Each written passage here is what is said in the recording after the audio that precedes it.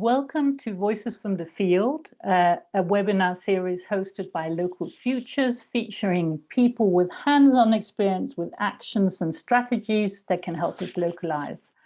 I'm Anja Lyngbaek, hosting this third webinar with a focus on Minga, a fascinating integral cooperative in Portugal.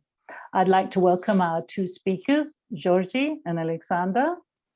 Jorge Gonçalves is a founding member of Minga and was the president until recently of the cooperative. He has a background in economics and is currently working as a researcher at the University of Coimbra in Portugal, where he focuses on circular economy. He's also a consultant for cooperatives and NGOs on topics such as local currencies, reforestation, and more. Our second speaker, Alexandre Castro, is a long-standing member of Minga and is the current president of the cooperative. He has a background in IT and communication design, and he runs a studio, a software and design studio, which is one of the many businesses that form part of this integral cooperative. I'm going to start with a series of questions from my side, but I'll leave ample time to questions from our participants as well, I promise. So, how did you get started with Minga and where is it located? Can you tell us a little bit? So, Minga was created in 2015 in Montemor-o-Novo, which is a small town or a small municipality in the south, rural Portugal, in the countryside, and it was created after after some reflections, because in 2014, 2015, 13 we were passing very big difficulties in Portugal, like in terms of the financial crisis, which was furthering the depopulation of the rural world in Portugal. And Montemor was a town that since the 60s has been losing a lot of the population, and now with the crisis was even worse, high unemployment and many immigration. So we were reflecting what we could do in order to revert this process, what was the problem. And we created a forum of cooperatives, and this was in 2014, where we had like both presentations about different cooperatives, different models of organization, like solidarity economic projects in Brazil and many other things. And we had then a collective reflection that with some working groups and so on, to define what was the need, what we could do in order to deal with the situation here and try to revert the process of depopulation, or at least diminish it. So first we started to understanding the problems of the people, and basically the problems of the people by then and also by now is that for most of the people it's very difficult to have a business open, because it has costs. You need to have an accountant, you need to pay social security discounts, you have to have knowledge of how the tax system works, you have to have a lot of financial, fiscal knowledge. And so it's in the end, then the people were not opening their own businesses, or when they would do, they would have very high costs, and eventually after some time they would have to close, because many times new projects take some years in order to have a size that is able to pay everything. So we thought, what about, and this was a problem that was affecting the farmers and also the artisans, but also the services providers. Everyone was in a very difficult situation in terms of going to markets and fairs and selling, or sending invoices to clients for their activities and so on. So this was something that was crossing everyone. And then secondly, we have a problem that is, although we are in a rural place, most of the people buy in hypermarkets, in big supermarkets that are like large multinationals that have here their shops, and the vegetables don't come from here. So basically, with the time, not only our consumption is also mostly going to abroad. So we are also not fixating here the things, and the local artisans and the local farmers don't have where to sell their products. So in the end, this is creating an impoverishment cycle that we had to think of how to deal and how to revert it. So we thought a bit about this concept of the circular economy from the one side, like how to improve the interconnection between people, how we improve that people buy locally and how that will support local producers and so on. And from the other side, from the formal perspective, and then by learning in this forum, we understood that the cooperative could serve, and in special in Portuguese law, we can have a multi-sectoral cooperative. Basically, we can have different sectors inside of a cooperative, meaning that we can act in any field of human life, so to say. So that would allow every citizen of Montemor, whenever they need, to have, let's say, a bureaucratic structure, a forter, to invoice their project, like their services, their products, and to be getting the VAT and all the benefits when you have formal accountability, and so that people could gradually develop their own businesses. That was one perspective. So really taking out this burden because instead of each person having an accountant and their own business open with 100 people, the same accountant. So it's like dividing by 100 costs of the accountant, truly, because it's a bit more expensive because it's bigger. But anyway, it can reduce very much the cost for the people. That was one perspective. And secondly, it was also, we had to create some kind of place where people could exchange their products. So we created a shop immediately when we created the cooperative. We created this shop with vegetables, transform agricultural products, but also crafts and clothes, and also people produce in Montemor, or essential goods that we don't produce and we try to get directly from some other producer or from outside our region, but it's something that it's like a consumers cooperative at the same time. So we created this shop, and we created a kind of local currency, which was a very, very simple Excel system, where basically people, while they sell their products, their vegetables, their crafts, their services to outside the cooperative, or sell their products outside the cooperative, they would have their money would enter the cooperative, and they would have a kind of, how do you say in English? Well, that would come to their account, and then they can use either to buy from the shop. So we would promote that very direct exchange between people, or they can take out the money as normal, like as to pay the cost they had buying stuff in their normal activities, or even making a salary out of for themselves. So instead of being sometimes in more vulnerable situations without working contract, many members within Minga now, with their businesses growing, they make their own contract inside Minga. So they are protected also by law. If they get sick and everything, they have much more protections. So basically, we created a kind of bureaucratic machine that has the objective to facilitate the lives of whoever lives in Montemor.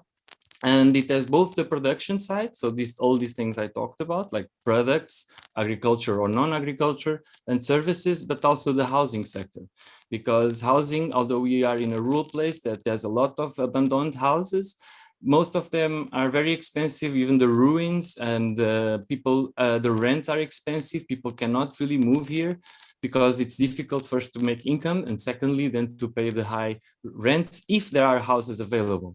And at the same time, half of the town is abandoned. It's not being used. So in Portugal, there is a long experience with housing cooperatives. So we thought of creating this, having also this sector, so that we could buy collectively land, or we could buy collectively buildings, rebuild or not, and then give it to the members and they would pay back. Or, I mean, the system, we don't need to go now in detail, but we also have this housing sector inside the cooperative because that's another need. It's not a productive need, but it's a well-being need, of course.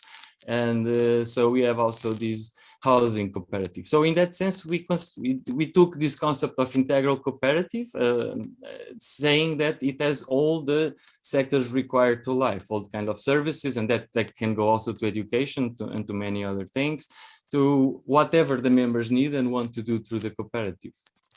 So additionally to this, I don't know if I'm talking too much, but I want to just saying it seems to me to be rather revolutionary. I mean, this is the first time I've heard of it. When you think integral, you know, it's very difficult to imagine that anyone can do as much as you are doing, it's like creating a whole new society, no, almost, with all the aspects of the work that you're doing. And I kind of wonder, well, first of all, I wonder lots of things, as I'm sure our listeners do too. And one thing I just wanted to ask, very specific, it's it sounds so daunting. Like, how many people are behind this? I mean, how many people are carrying out all that work, and how many cooperative members do you have? That's an important aspect, because in terms of our model, we are very decentralized. It's not a centralized based cooperative where everyone decides everything together. No, it's like people have their own individual or collective projects. So basically they are running their own projects, and the cooperative is as big as the members are doing things, and they are active. So we have a decentralized structure, and then we have we have a central structure that is an administrative structure that is basically a treasury system that takes care of invoices, contracts, payments, all these things for all the members, a common accountant, as I said. And then some people from the board do some work, also bureaucratic work, sometimes contracts that need to be signed, something like this. And then there is the communication team that also gives some work on the communication in the social media and so on. But then the project itself, it's like 100 people, for example, like doing economic activities. So to finalize, just to say that there is a shop team, and that's also a common project. Apart from the common treasury, the shop is also directly managed by the whole cooperative. In general, the other projects are managed by the people themselves, and it's in that sense very centralized. But I will give the word to Alexandre, because now maybe they have more things, and so I don't know if he wants to add something. Hello. I don't think I have that much to add. I would just want to say right now we are about 70 effective members, and overall other types of collaborations we are about 150. So that's why we can do so many activities. I should say that Alexandre's internet is a bit intermittent, so we're really happy we've got two speakers here. And then we hope you come back, Alexandre. Yeah, we have two types of member. Yeah, effective members, collaborators. Yeah.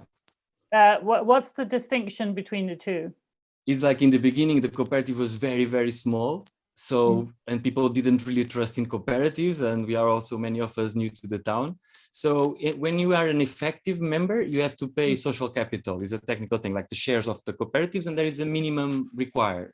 And we wanted to make it easier for people to join the cooperative. So then we created this collaborator member that can do pretty much everything as the other members, and but they don't need to pay these titles. Of course, they don't have the same rights, but in the time then they join the cooperative as an effective member, and they have all the rights like voting and being members of social organs. But we never really cared so much about that, even in our board meetings, which are open to everyone, members and non-members of the cooperative. So we talk openly. It's not that you need to be a member to participate in the meetings, for example, or that you are discriminated because you are this or that. Well, with all the things that you're doing, what would you consider to be have been your major challenges, and perhaps also, where do you feel you've been more successful? Because you're spanning so many things, and I understand you're also spanning things like, you're trying to educate on agroecology, and you're fermenting degrowth, and less consumption. So there also sort of an educational part. You act as a bit of as a community space, for community events, I understand. So you've got like a lot of hats on at the same time. Yeah, I would say that the main challenge that has been, we started completely self-funded, so no funds from municipalities, from the state, etc. It was all volunteer work in the beginning, even in the shop, treasury, everything. And we were very small, and we grew very slow. And but we try as we would grow, have a bit more of service, start paying a bit the people, So I think the big challenge was this 6-7 years of experience to make a professional structure and have enough income, because our income comes from a percentage of the invoice. 5% of what is invoiced by members stays for the cooperative, and with that we pay the accountant, the whatever costs that we have, general management costs. So we don't ask money every month to a member, because we don't want to put that pressure to the people. If they want to use, they use. If they don't want, so they give this 5%. So I think the biggest challenge was to professionalize, and I think now Alexandre and the new board, they are doing great steps in that direction. I don't know if adding to that, just we grew with always little resources, and we don't really have huge capital to invest. And in a way, that was our learning process, and so we created, with a bit of our liquidity, we created small microfinance systems, because what needs projects sometimes to start? They need sometimes some investment, and this is people that mostly don't have money. So we had now created some liquidity. We give with 0 interest rates loans to some members, to some projects that are already mature, and they need to give a further step in their professionality and to put their product or service out rather. So there is a limitation, that is, we never had a lot of capital. It was a very slow growth, but there is a good thing that we didn't fall too much, and we had to learn to manage with little.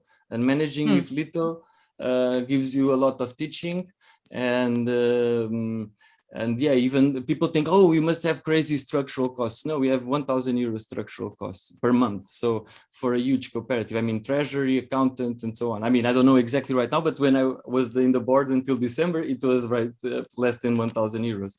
So it's a small structure. It's the hours that are done, specific hours that are done. I'm not talking about the shop. I didn't these 1,000 because the shop is self-sustainable by itself and is a different thing, but the general management.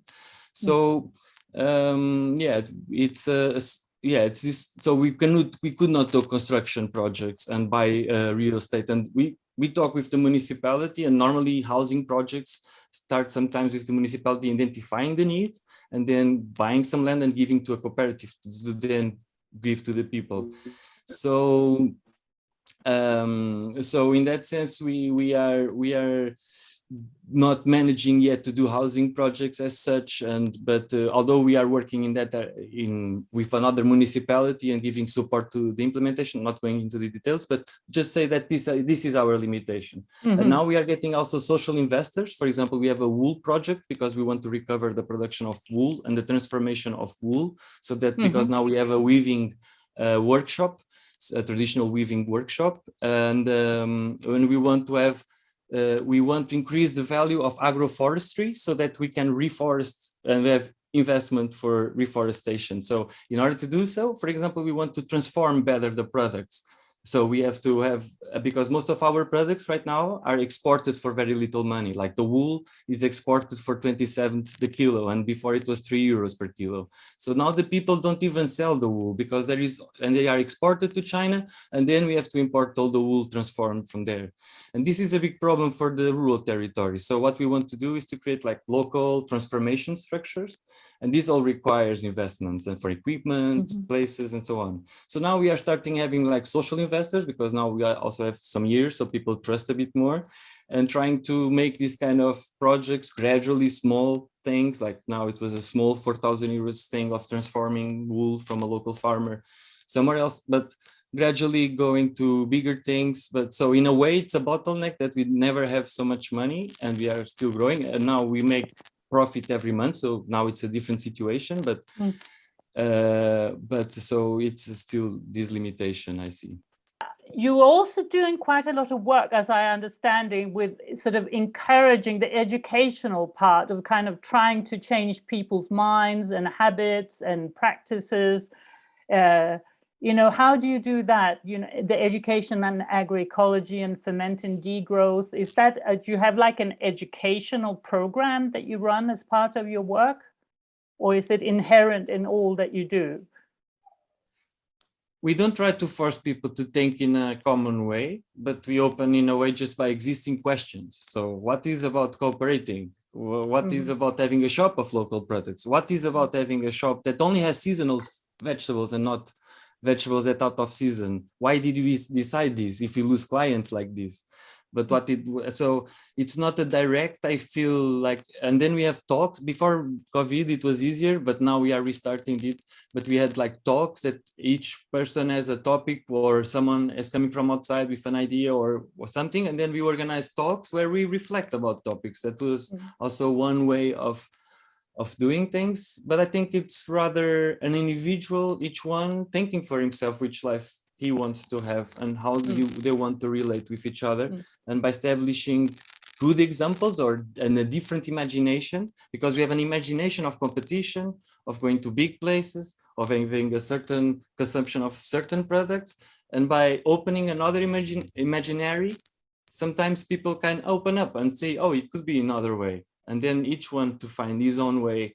And so we try not to be too ideological or too forcing, because we want to have a very broad scope of people and generations. And in our shop, we have a lot of locals coming and older people and so on. So it's an intergeneration. And these older generations from the rural world really know about sustainability. So in the end, they are our teachers, and they teach us how to eat certain things and to cook. So it's beautiful when generations combine, and yeah. So in that way, it goes slowly. Everything goes slowly. It's even the reflection goes slowly. So the shop, I understand the shop is like its own entity. It's part of the cooperative, but it has its own economy, and I'm very happy to hear that it actually makes money, which is perhaps rather extraordinary, particularly that it has survived COVID. So do you have a lot of support from local people, in the sense, I mean, they understand what you're trying to achieve? There are enough people buying local, that want to buy local produce and keep the money within the local economy. It was slowly. In the beginning, people would look from outside the shop and they would not enter because it looked expensive or it looked weird, and it was different. So no locals would enter.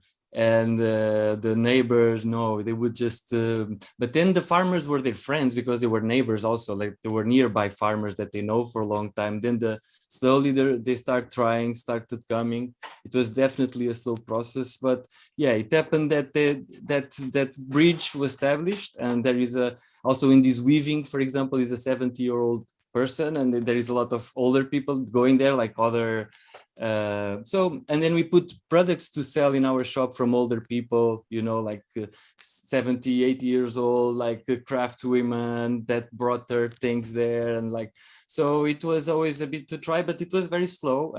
But now we feel that people are really coming. We have really good sales, and we also supply the local school canteens for 2 local school canteens. Yeah, we have for the last 3-4 years. And so that's also nice. Like, it's also a way of coordinating the farmers and starting having, and most of the farmers are local older people, and not necessarily, there are some young, but mostly are born in Montemor or are from here. So in the end, and then they sell also their honey, they sell other products. So in the end, it's from a lot, but it took time. But it's the products, for example, and the farming products are a lot from local farmers, and that creates a bond because they depend on us economically, and also a part of their income comes from Minga, so that's beautiful because it's not so close in a kind of set of people. I mean, it seems like it's must be such a huge commitment, to have started all this work, and somehow, even if you are decentralized, there's got to be a lot of coordinating efforts to make this work, evidently. I mean, would you say that it requires people of certain skills to be able to do this? Could anyone start something like Minga, or do you need to be a special bunch of people? It's not special at all, and there are appearing many cooperatives like ours right now in Portugal. Also now I'm in Greece, also here in Greece, and so I think sometimes it needs, like, we passed through a bit of the bureaucracy process, and we had to learn by ourselves because we never had done a cooperative. But now we know. So we organize courses to train people of how to create their own cooperatives. I personally do consultancy, and Miguel, other people also, to people that are starting their own cooperatives.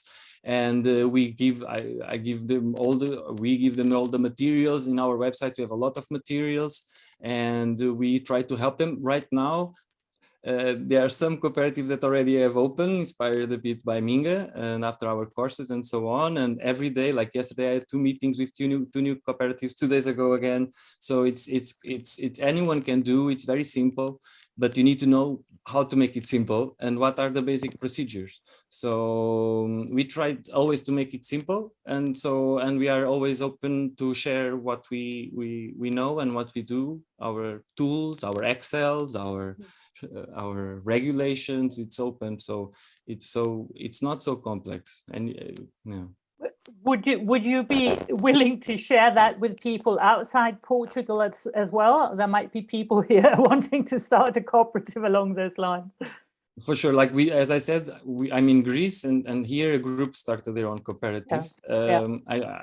I'm personally happy. Everyone from Minga is definitely happy to share the experience. And the only thing is that each country has their own legal structure. So I don't know exactly the law of cooperatives in UK or in France, or no. I know here, but the model of organization and the model of the management and the simple, that for sure, the currency, the logic, the how we meet and so on, for sure, it's things we can share.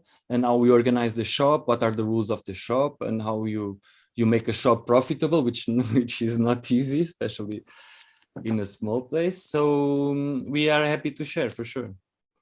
I think it's very encouraging here that it doesn't require special skills necessarily, and the fact that you have already sort of, as you said, it does require, experience is required to make things simple.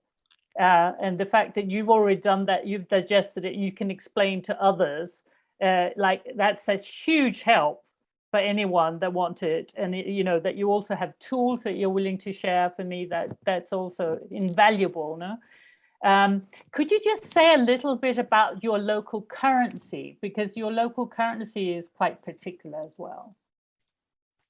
No, we have 2 currencies. We have. I don't know if you mean the internal currency or the municipality currency. Well, I actually wanted you to say something about both, because I think they have different functions. Yes, exactly. So first of all, we created our own internal currency of the cooperatives. Once we created the cooperative, we started also playing through a non-organized group. We created a local currency, like printing, making fairs, like back on 2013, already promoting this idea of circularity.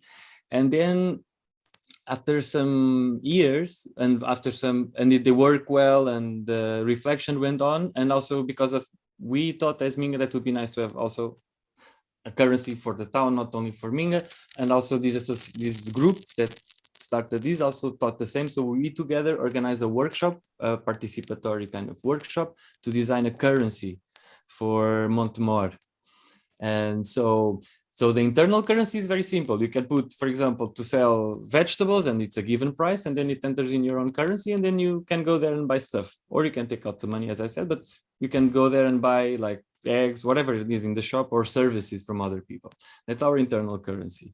Then the municipality currency, or this association, this local currency, was created in this participatory workshop with the objective of having as much local businesses as possible, not multinationals, and to start promoting this exchange between the people. So in 2019, it was created. In 2020, we started the pilot. We bought software, a currency. Sorry, 2021, we started implementing the currency as a pilot. It started in Minga and 2 other local businesses. Now it's in around 30 businesses, and still last year, 2021, was kind of a pilot year.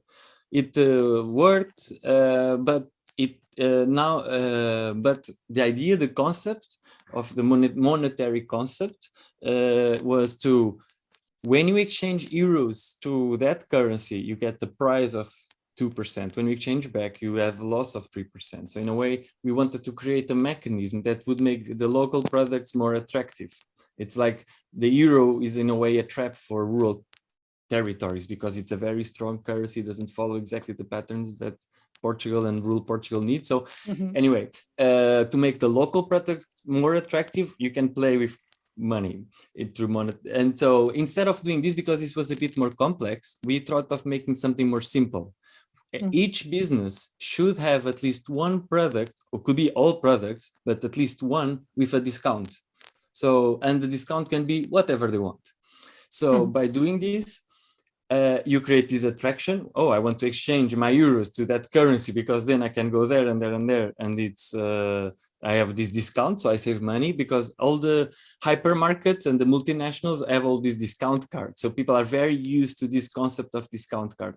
To introduce it, social technology is good if people are also used to the concept. So this would be kind of local consumption discount card where people would have, so it's, the idea is to promote this exchange and also to create like a website and also to print every month like the promotions in the local businesses so that they can have more visibility, because all the big hypermarkets, they have every month or every week things going to every house, then they have TV, and so the local businesses don't have much means of communication. So also would be a way of promoting the communication of local businesses and make people reflect more about this local currency, the circularity of what we are doing when we buy local, how important it is. And this was very much inspired by Brazilian experience of Banco Palmas in Fortaleza. Yes. Which we actually feature, I want to say, highlight, we feature Banco Palmas in our Planet Local directory, which is a resource we have on Local Futures website where we feature really inspiring localization initiatives. And that's one of the ones that we have. And we've been extremely inspired by their example, but I won't go into that here. You can. No, but Minga, it was extremely inspired by Banco Palmas. Banco Palmas and everything that happened there, it's absolutely interesting and self-organized and sustainable and community building.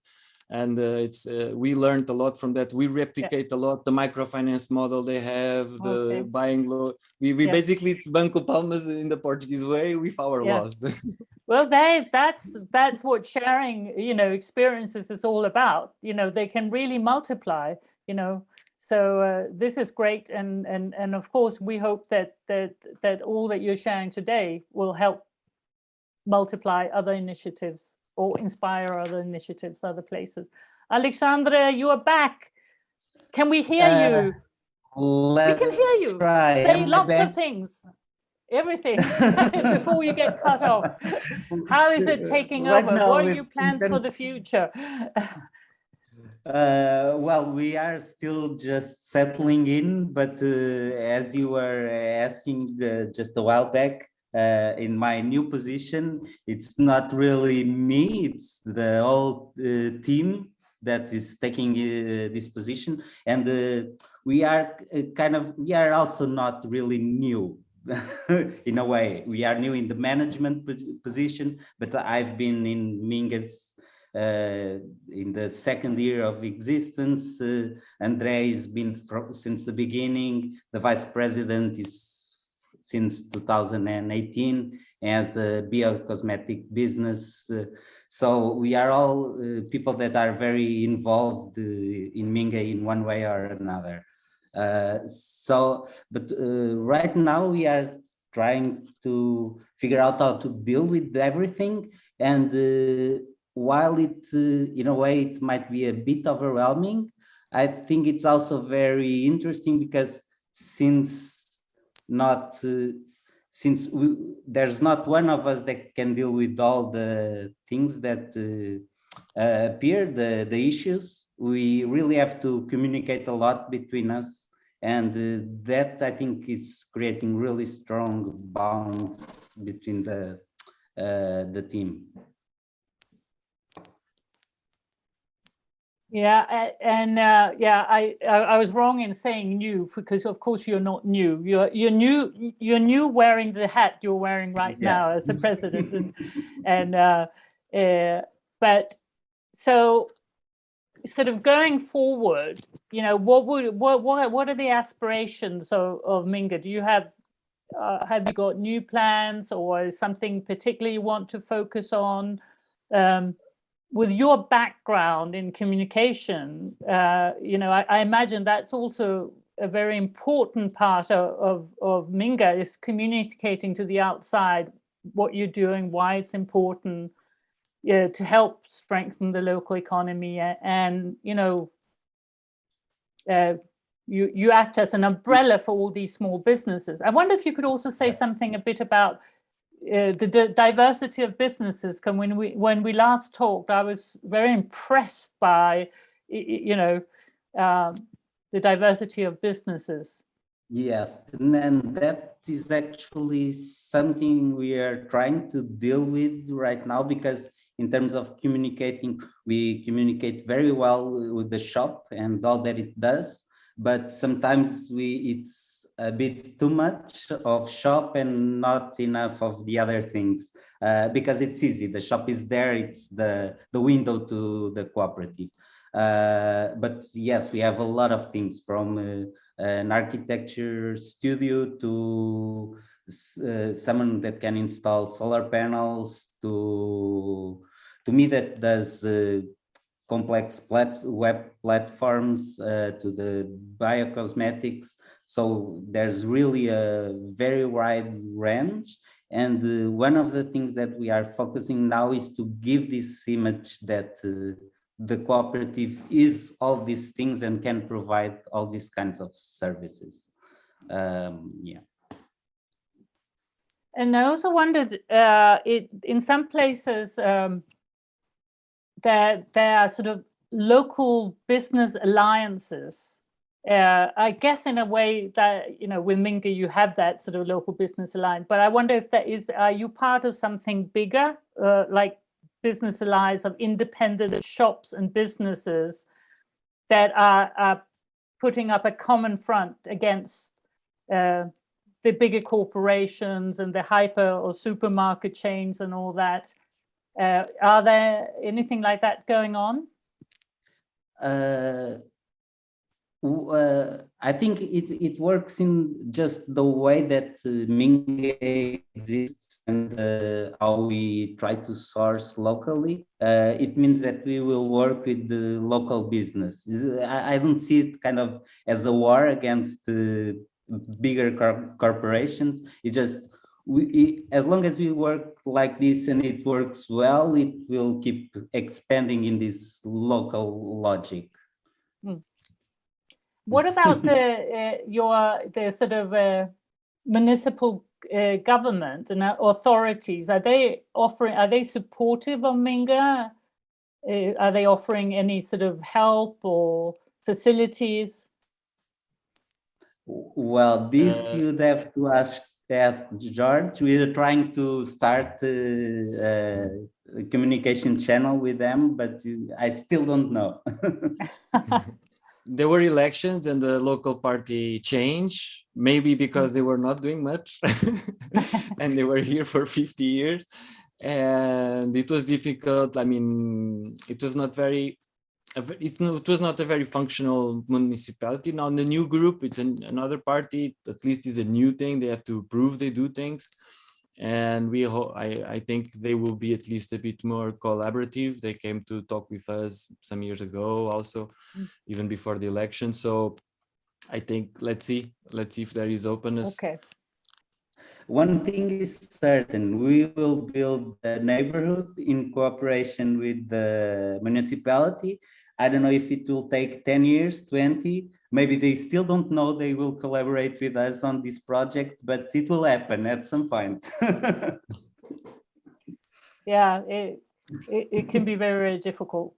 I know that from my own work here locally. But also, in a way, we wanted very much to be economic autonomous, because there are many associations or groups or whatever that are subsidized by not only here, everywhere. And when that happens, you lose a bit your freedom of thought or of saying. And in a way, we thought cooperatives in the philosophical principles have to be politically autonomous. And we also wanted to, it's not that we don't collaborate, like if they want to give land to make construction of houses for population or whatever, we can help them doing the project and so on. But in a way, but we wanted to collaborate more because without we are so small that if the direction of the municipality it's not the same or it's not helping, it's really blocking the situation. So it's very important definitely to have the local authorities involved, and let's hope that now definitely it goes to another level. Well, Alexandre, you have your work cut out, you and the rest. I'm going to start to move over. We've got lots of questions. And the good thing is that you're both now, we can both hear and see you, both of you. So here's a question from Michelle, who asked, did you start with seed funding? If so, how much to begin with and where from? And that's sort of bit what you were saying before, Georgie, that money was a limiting factor. But did you have any seed money? Yes, it was. We organized the degrowth course because we were part of a degrowth network, doesn't matter. And then we make some 2,000 euros from our services. And then with these 2,000 euros, we created a cooperative. We paid the first rent, we paid the formalization of the cooperative, and that was what we had. And then, so yeah, the seed fund was 2,000 euros, and there was never ever again new funding entering just like that. Right. Well, I find that kind of hopeful because, you know, 2,000 euro is a manageable amount, and you managed a lot. So not to say that you couldn't have used more. I'm sure you could. Here's another question from Nitsan. How did you manage the taxation issue working with micro and small scale producers? Yeah, I also wondered about that.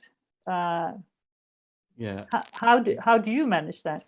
So each person has a very simple procedure. Each person, the money, it's very simple, the process. You want to invoice a service, you ask the treasurer. The treasurer sends you the invoice with the, well, you send the information, client, price. The treasurer sends back. The money enters in our bank account, and we have a Google Docs or a shared Excel with each person, with each member, where they can see if the money has entered or not in their budget. So they know how much money they keep having. And then if you want to take the money out, you send invoices of costs to the treasurer transfers that money to your bank account. And if you want to make a working contract, we take care of that, the treasury takes care of that, and then you get the salary normally. And then, so all the taxes pass through the cooperative. Like if in the end you have VAT tax, is all through the cooperative. If there is tax, for example, for social security, who takes care of paying to the government is the cooperative. But we take that money from the project, of course. Yeah, so it's we try, that's it, we tried it. And then if there is a profit tax, imagine that you started the project and this month and the year you had 0, and the end of the year you had 10,000, then there is a profit. That profit cannot be to the cooperative because it was not the general cooperative that make that profit, the tax. So the tax should not go to the whole cooperative, that will go to your project. So we would discount from your value on your budget. But basically the cooperative centralizes the payments of taxes, but the projects are responsible for them. I mean, we will take from the project, and you can only make expenses if the money has entered in our bank account. If the money is not in our bank account, if you don't have really in your budget, then you cannot spend money. So that's a way we, in a practical way, try to deal with this. Well, it doesn't sound that easy, but I'm glad that it's possible. Yeah, okay. Yeah. I would say, I don't know if it would work in all countries, of course, but having that spreadsheet. So if anyone is interested in maybe seeing that, they can perhaps contact you later, Yeah. Minga, no? So another question here. How do you recruit more members? And do you think there will be a maximum size for this system to keep working well? Alexandra, is this something that you want to answer as thinking Yes. about going forward? You want to grow?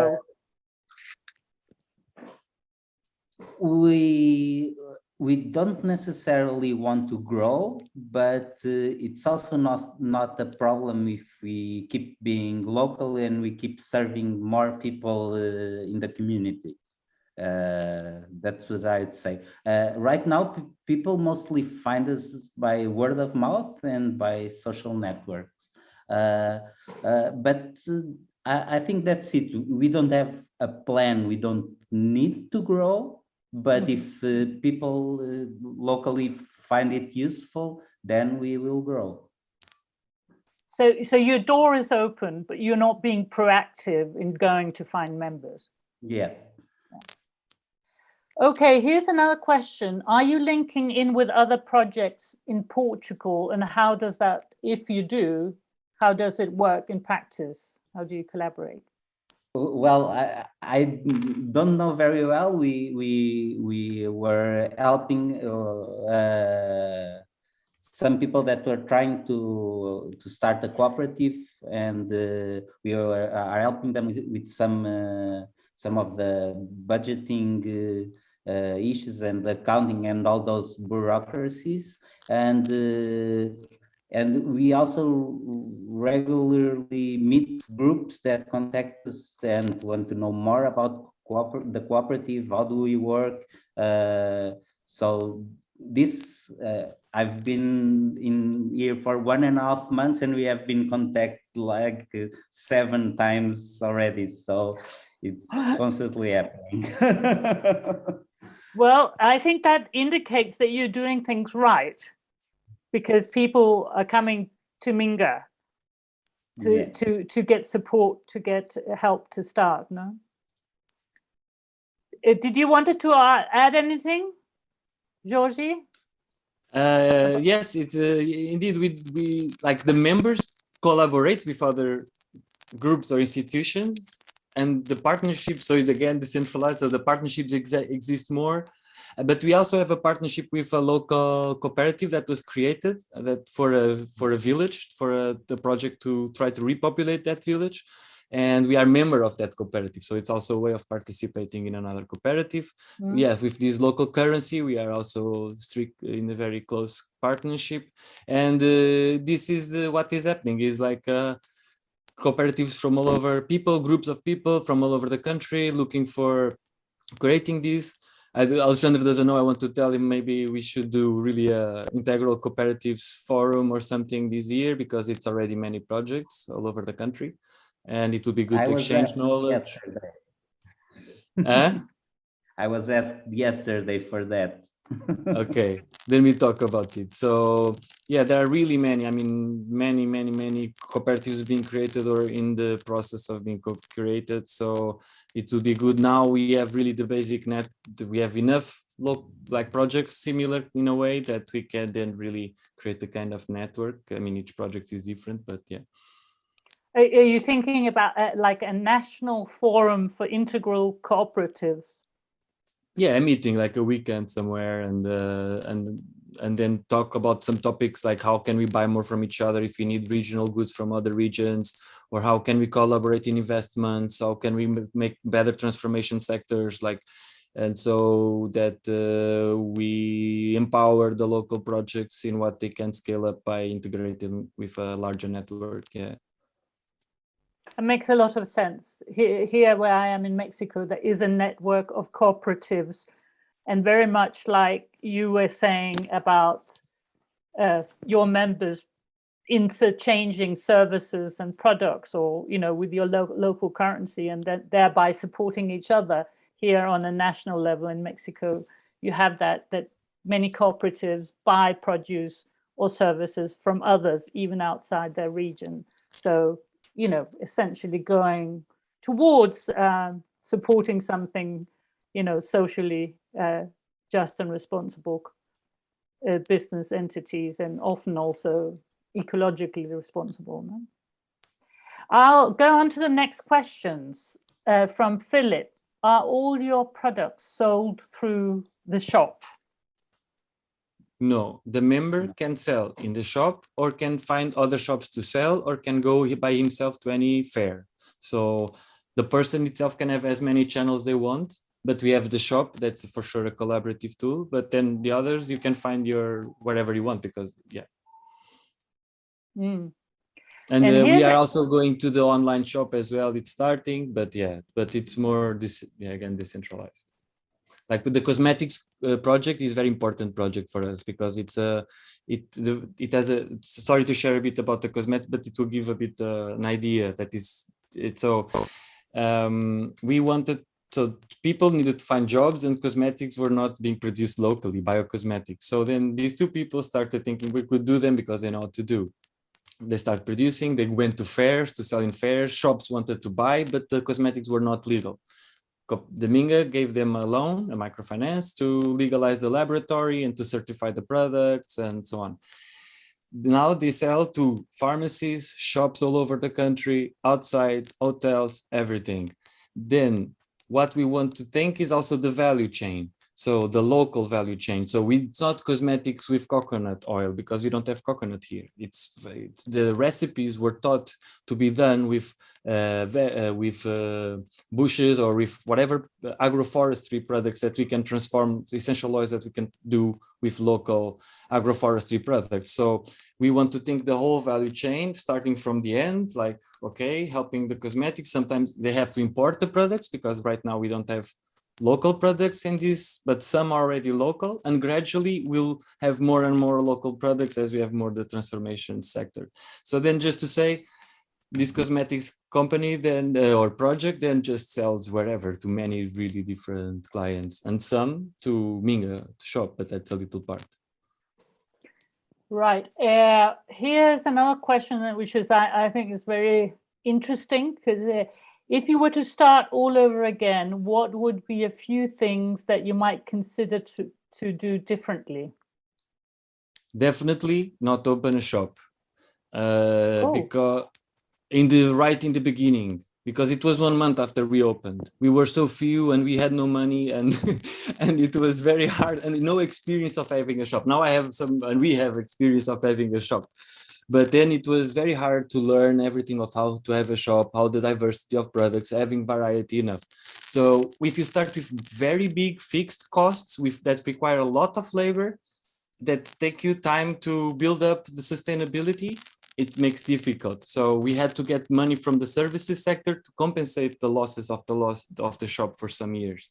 And so I would start with smaller experiences, going to markets once per week, going to fairs and start organizing the production and getting experience, creating a network of producers, creating a network of people, because we were very, very few people in the beginning. So definitely not go to something that requires such an amount of time to be open to the public every day, like many hours. It's unless you have really a solid already experience. I mean, if you have before done a shop, if you have already a lot of clients and you are working in this for a long time in your community. In our case, we were not from here, so it was not so easy to create clients. And also shops are very personal. They have interpersonal relationships. If you are not from the town, it will be difficult because people, when they go to shop, especially in a village, they also talk, you know.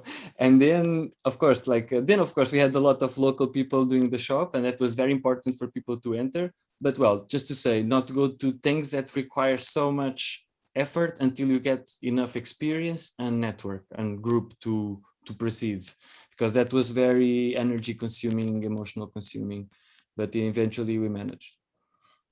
Well, I mean, I think it was very brave of you, but as often when one is ignorant, it's easier to be brave or be foolhardy. I think I'll just jump down a question that might be related to this now that we're talking shop. From Philip that asks, how local are your supply chains?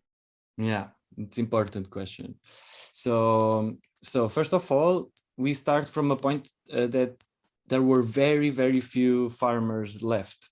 And so it was difficult to build up a group of farmers that could supply us in a good amount. So saying all the non farming goods are, or farming or eating goods are local. All those are local. Okay, only detergents are from Coimbra, from another town. From vegetables, we like the last time I made the calculation, we had around 70% of the vegetables. These include supplying to the big canteens, which is a lot of food. We managed already to get around 70% of the supply value to be from local, and I guess it's going to improve. The person that is doing this job is doing a very good job, so I think it will improve even this value. And then we have some products like we don't have noodles here or pasta, I mean rice produced here, salt. So there are some cereals that are no local production. It's possible to produce here, but it's not yet. So let's say that roughly, I would say from the last calculation, maybe 20% of around 70% of the transformed products and the vegetables are local, and the non-eatable food is pretty much everything local. Are you having to pay all the normal services to major corporations such as electricity, gas, water, internet, etc.? If not, how did you change and to what? Alexandre? Well, water is from the municipality. Electricity, I'm 90% sure that it's from a cooperative. Yeah, it is. It is from a renewable energies cooperative. Yeah. Yes. Yeah. It doesn't mean they produce that. No, doesn't matter. Sorry. And the internet is from a big corporation. Yeah. Yeah. Difficult. But we hacked the internet a bit. We pulled to another space. I don't know if I could say this, but well, but yeah, so we try to, it's from them, but we pay only once instead of paying twice because we extended the cable. Very good. We might have to edit that out of the recording afterwards, so you don't get into trouble. Right. Here's a question from Nitsan. How do you build bridge between different cultures and generations? I don't know if you have different cultures, but you were talking about it being very much multi-generational, no? Well, I would say that the fact that it's multi-sectorial it makes it an open door for anyone. So, and this is one of the main factors that that allows people from different groups to be part of Minga. And also the shop with its open doors, it's also a door for the neighbors and for anyone from Montemor. So I think it's basically it. Mm-hmm. Yeah. Well, here's a big thank you from Peter Lewis to both of you for all that you are sharing. And he's pointing out something that, that we haven't talked about, that a lot of people are actually moving to Portugal, have done so in recent years. And he's saying it's driving up housing and food prices. And I imagine that might be a real concern. He asked, do you think this cooperative model can help meet this growing demand for food, housing and other needs? I don't know if there's a net influx. And are the cooperatives engaging both locals and those who have immigrated from abroad? I mean, do you have, where you are, do you have people that have come in from outside? Many. Yeah. Many. Many people come from other towns of Portugal. Many of us were coming back from abroad. We were emigrated. I was in Germany. Other people were in Italy and so on, the founding members. And and then also foreigners for sure. And right now, to also answer to that question, I have a lot of groups that are foreigners that move to Portugal and they want to create a cooperative in order to build their houses and so on and so on. So definitely it's becoming almost as many foreigner groups as local groups. And but the foreigners groups come with the intention of relating with the local community and to try to develop also projects inside the villages. So it's this interconnection that is beautiful. And I think people are coming with that awareness. Regarding the prices that are going up, it's not the fault of the people that come outside or from inside. It's pretty much the lack of public policies on housing, and we are left completely to the banking system that is completely unequal. So basically with simple policies on housing, we could completely solve the problem. And just to tell about our model, we would make houses for very low values with local resources and so on. But the persons could not sell then the houses for whatever price they wanted. The price would be fixed to the cost of the house, so there would be no speculation. So cooperatives can also help developing different property rights structures and different ideas of collective property so that we fight speculation, which is really massive, and it was especially because of tourism. Right. Yeah, but a very different scenario from I mean, I'm glad to hear that that the people that are moving to Portugal are actually wanting to live there and be part of a positive transformation and want to interact with the Portuguese population and taking part in this. I think that's really, really good to hear. It's very different from the scenario in your neighboring Spain, where you've got lots and lots of people that have bought up properties and basically just come there because it's cheaper to live there and it's more sunny than wherever they come from. Right, Francis Albert has no less than 4 questions. I don't know if we can take all of them, but here the first one is, what is local in Minga's context? What do you define as local? For example, can a cooperative sell vegetables to another village or another town? Yeah, we are focused on the municipality that is the main village and 5 or 6 villages around. But this is not like a strict policy. So we try to be as local as possible, but depending on the types of products, depending on what it is, the borders are not really fixed. Yeah. It's an open discussion. Even what is ecological is an open discussion. So Right.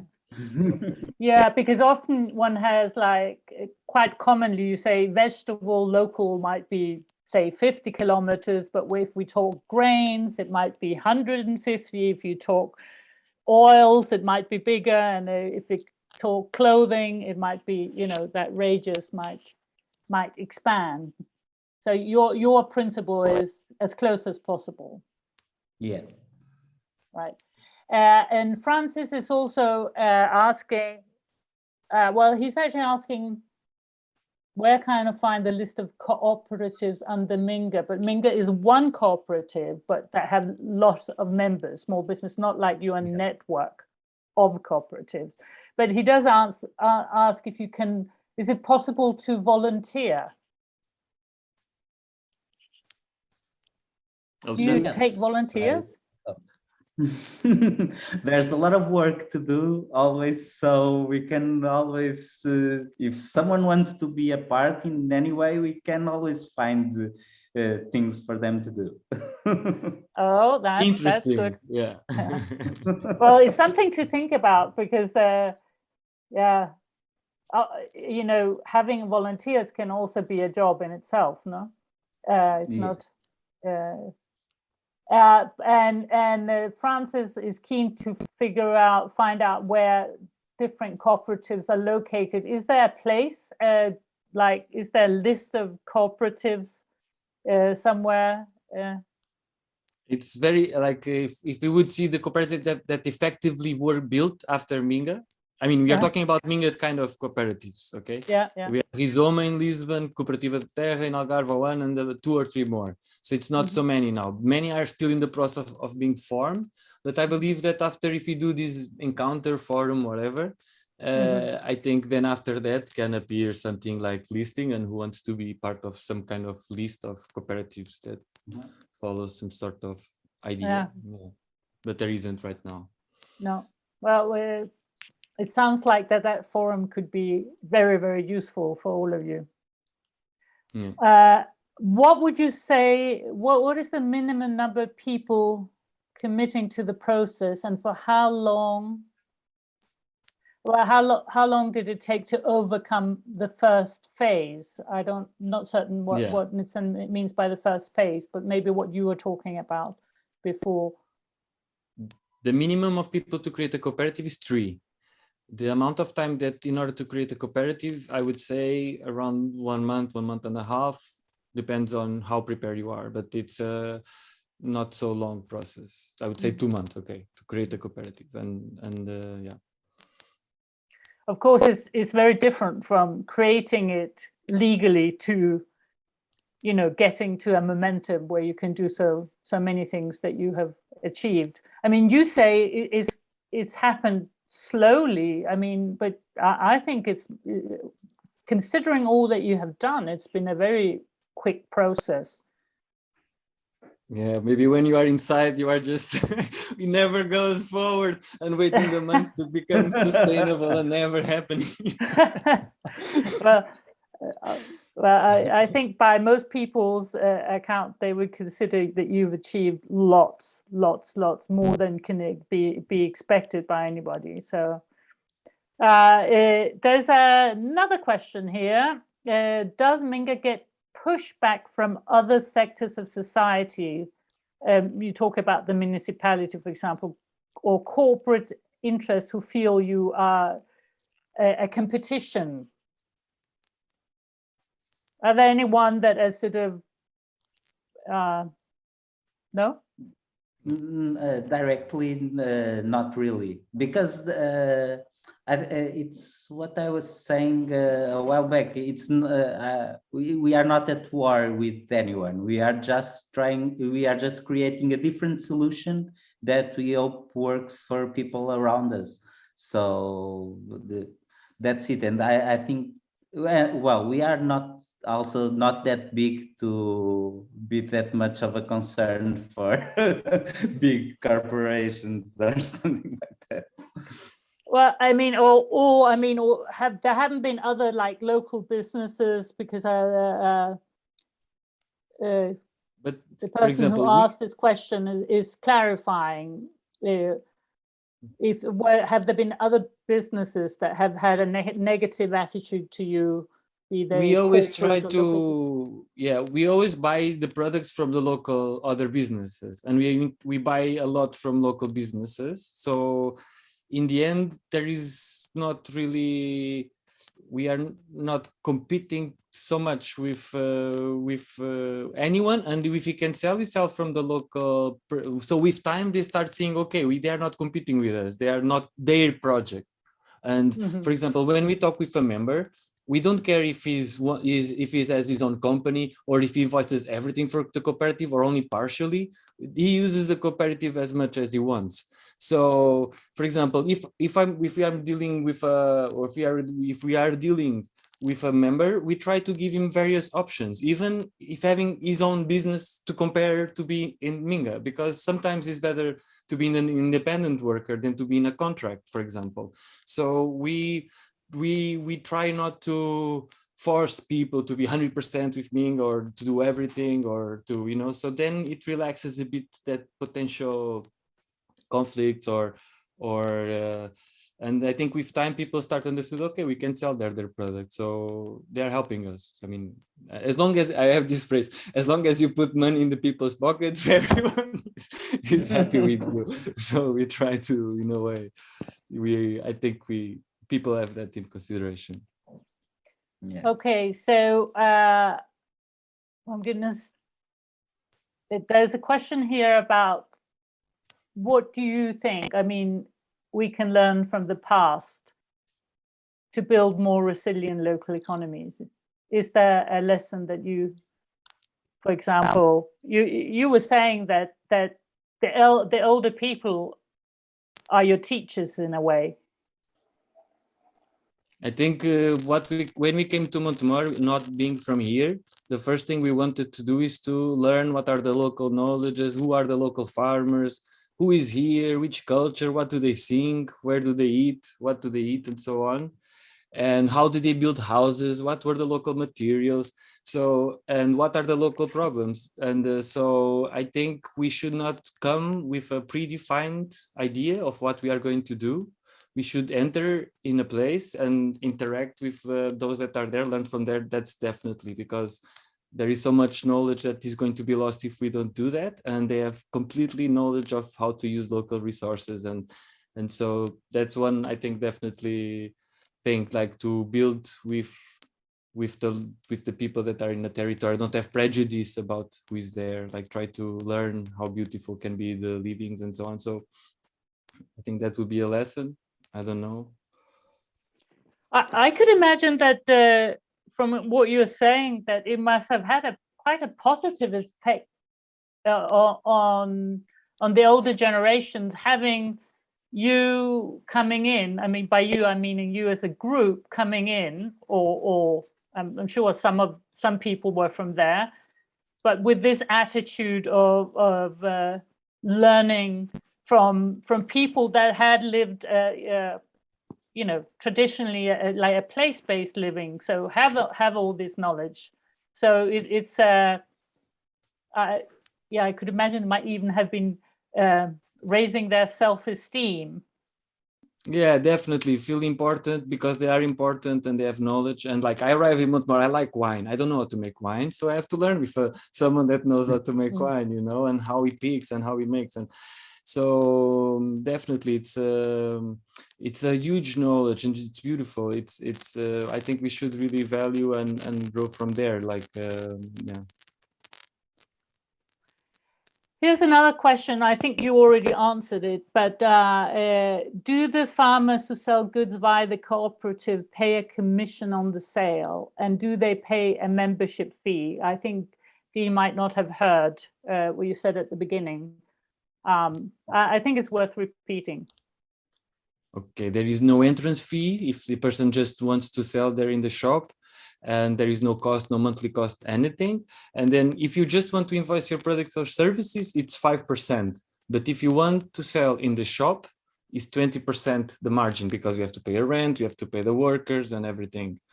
In the vegetables, because we pay also the costs of first, vegetables have higher they have higher cost to manage the vegetables. Then we have 30%, and also there are some losses which we cover. So basically, from the final price of the consumer, just to make it summary, from the vegetables, 70% goes to the producer. Yeah. Yeah, and that's actually quite a lot compared to, I mean, if you were selling to a supermarket, you might get 10% or something, or 14%. Yes, that's the thing. Yeah. Mm-hmm. Is there a version of this course online? This is not a course, it's a webinar, but you are actually running courses, aren't you? I understand that you are, Minga does courses for people that want to set up cooperatives like Minga's. Yeah, we've done in different parts of the country. We do. I also have. We have a couple of sessions online introducing to the cooperative and to the management, and we are happy to do with other groups somewhere else. And if it has to be online, we do online. Normally, when we do with groups, is groups from some territory. They ask us, like now they are asking us to go to some other places, and then we organize like this weekend or one day. But it can be also online if people want. But that you have actually, you said you had something online, a recording. Yes, we have two. Yes, we have two recordings, one from me, other from Miguel, explaining the basics of the organization of the cooperative, but it's in Portuguese. Yeah. But maybe when we're going to send out to everybody that had participated here, we'll get a recording of this webinar, And maybe if you can give us links to the others, we will include that. Okay. You know, I'm sure somewhere there are people here that understand Portuguese. Do you provide your own education system for the children? I mean, do you have any kind of education program? Not directly, because there are good education centers here. There is a cooperative that makes kindergarten already here, so it's already done in that direction, and there are good education facilities in our town. It was something that our town is very strong from historically. But we do have parents that are members of the cooperative starting to organize themselves to have their own, especially with this COVID situation, to have their own kind of teaching and collective, like sharing the education of the children. So let's say it's not a direct activity of Minga, but it's between people that develop friendships eventually through Minga. So, but we could do eventually if people wanted, but since there is already a cooperative and some other projects, we are not so active in that field, or people don't use us to be so active in that field, let's say. Well, I don't think anyone can expect you to do everything. That's not the idea. It's good that Francisco here is asking, do you offer services, or would you offer services around sustainable housing and construction with local materials in other parts of Portugal? He's specifically thinking of Porto. We have two groups of architects. One is Cooperative, that is making projects to many parts of the country, architecture projects based on local resources and so on. And then there are some, and they are both focused in local resources-based construction, not 100%, but as most as possible. And so especially Cooperative is a project within Minga that is developing that. Yeah. And he also asked, what's the best way to reach Minga about this? Email, phone, social media? Well, just email us. It's geral at mingamontemor.pt, or you can find us through the website. Could you write it? Do you want to write it in the chat box? Yeah. And Nitsan is sending an open invitation. When are you coming to Idana Nova? I don't know how you pronounce it. Nice. Yeah, great movement there. Yeah. Well, they invite us. Exactly. I say come to Mexico. I want you to come to Mexico and do a tour. Yeah. I think we are definitely many that appreciate all that you're doing and would love to learn more from you. This is the end of the question. Oh, is there one more? Yeah, no. And lots of good questions. And I want to thank you so much, both of you, for taking the time to come here and share about all the things that you're doing. And we just scratched the surface, but it's good that you are there and you are willing to teach others. It's been super valuable. I'm so inspired. I'm actually going to go and talk to my local community about doing something similar. So I might very well come back and do one of your courses or something. Thank you also for all our listeners for hanging on for so long. And it took longer than we had expected, but I think we covered a lot of ground, and less time wouldn't have done you justice. So you will all get a recording afterwards, and please tune into our next episode next month. And we also have 2 previous episodes of Voices from the Field, one about time banking, a very interesting time banking project in the UK, another one about building a local economy alliance in Vermont, US. And they also have lots of experience to share from. So that's it for today. Thank you so much, Alexandre. Thank Jorge. you. It was very nice. say hi to all your team members from Local Future, and we really hope that we can keep in touch and collaborate now and in the Thanks a lot. future. Yeah, thanks a Been lot, and thanks super for all the inspiring. work. Yeah, Good. thanks for the work Well- and to promote this. It's good, and yeah, now it's a huge world network. Let's go. It's Of people doing essential. good It's things. essential. Yeah. And sharing is such an important part. Yes. And sharing the nitty-gritty details too. And that's been very valuable. Yeah. Thank you, everybody. That's it for today. Yeah. Thank you. Bye. Bye. Bye.